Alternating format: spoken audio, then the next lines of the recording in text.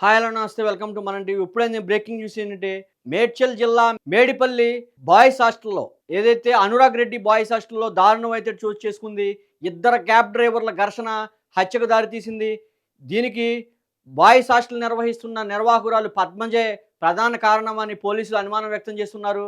ఎవరైతే పద్మజ ఉందో మహేందర్ రెడ్డితో గతంలో సాన్నిహిత్యంగా వెలిగేది.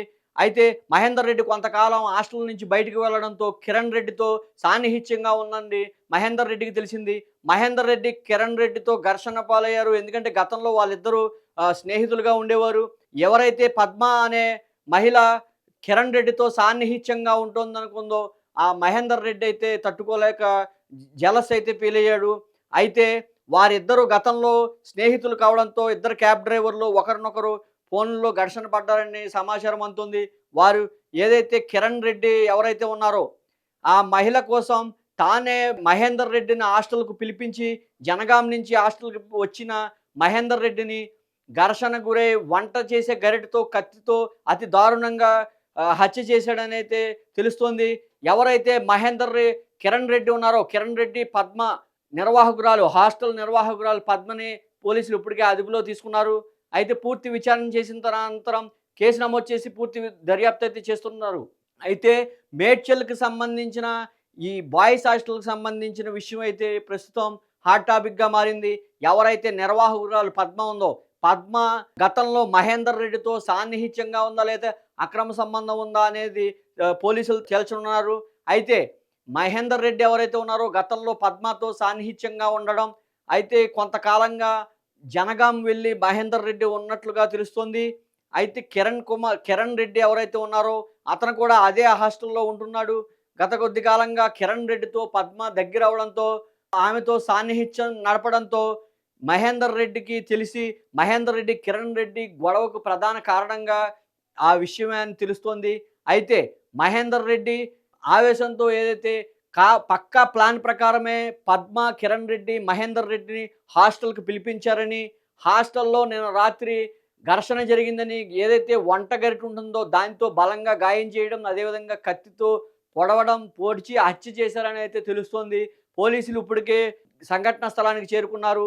అయితే ప్రధానంగా చూసుకుంటే మనం ఈ ఘర్షణలన్నీ కూడా ఒక సెక్సువల్ జెలస్ నుంచి ప్రారంభమవుతాయనే తెలుస్తోంది. సాధారణంగా ఎక్కువ శాతం హత్యలు జరగడానికి కారణం అక్రమ సంబంధాలే అని మనకి తెలుస్తూ ఉంటుంది. ఎందుకంటే గతంలో అనేకమైన ఉదాహరణలున్నాయి. వేరే మహిళలు వేరే ఒకళ్ళతో అక్రమ సంబంధం పెట్టుకోవడం, కొంతకాలం వాళ్ళతో కంటిన్యూ అవ్వడం, తర్వాత మరొకరికి చేంజ్ అవ్వడం. ఈ చేంజ్ అయిన క్రమంలో ఇద్దరి మధ్య ఘర్షణలు పాలవడం, ఎక్కువ శాతం హత్యలకు కారణం సెక్సువల్ జెలస్‌గా అందరూ చూస్తూ ఉన్న పరిస్థితి. ఏదైతే ప్రతి క్రైమ్‌లోనూ పోలీసులు ద్వారా ముందు ప్రధానంగా కారణం మోటివ్ ఏంటనేది పోలీసులైతే పరిశీలిస్తూ ఉంటారు. దీనికి కేవలం ఒక మహిళలతో అక్రమ సంబంధాలు లేదంటే భార్యాభర్తల మధ్య అక్రమ సంబంధాలే హత్యలకు ఎక్కువ శాతం అవకాశాలు ఉంటాయనైతే తెలుస్తోంది.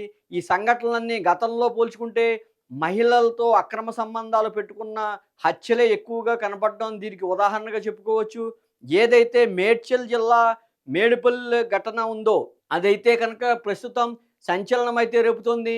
ఇద్దరు క్యాబ్ డ్రైవర్లు కూడా గతంలో స్నేహితులుగా ఉండడం, అత్యంత సన్నిహితంగా వారిద్దరూ మెలగడం అందరికీ అక్కడ తెలిసిన విషయమే.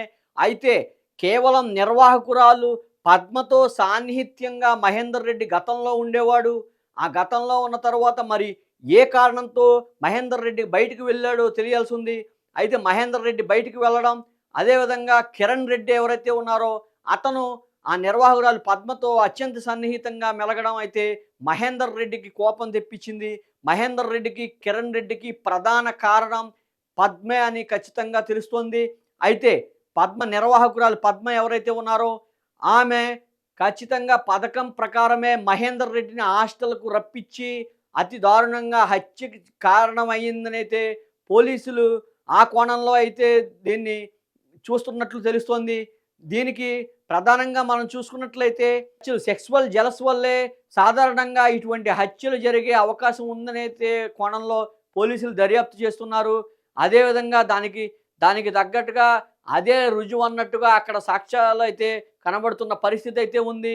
ఎవరైతే మహేందర్ రెడ్డి ఉన్నారో అతను అత్యంత దారుణంగా విగతజీవిలా పడి ఉండడం మనకి కనిపిస్తూ ఉంది. ఈ సంఘటన మేడ్చల్‌లో బాయ్స్ హాస్టల్ మొత్తం సంచలనంగా మారింది.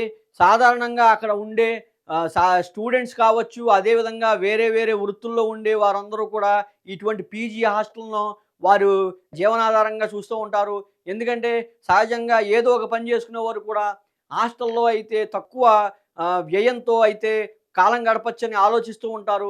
కేవలం ఒక రూ. 3000, రూ. 5000 కడితే ఆ హాస్టల్‌లో ఉండడానికి వసతులు, ఏర్పాట్లు ఉంటాయి. ఫుడ్ ఏర్పాటు ఉంటుంది. అనేక మంది స్టూడెంట్స్ గానీ, షాపింగ్ మాల్స్‌లో పనిచేసేవారు గానీ, వివిధ రకాల వృత్తుల వారందరూ అక్కడ చేరి ఒకే రూమ్‌లో ముగ్గురు, నలుగురు ఉంటూ ఉంటారు. 5, 6 ఉంటూ ఉంటారు.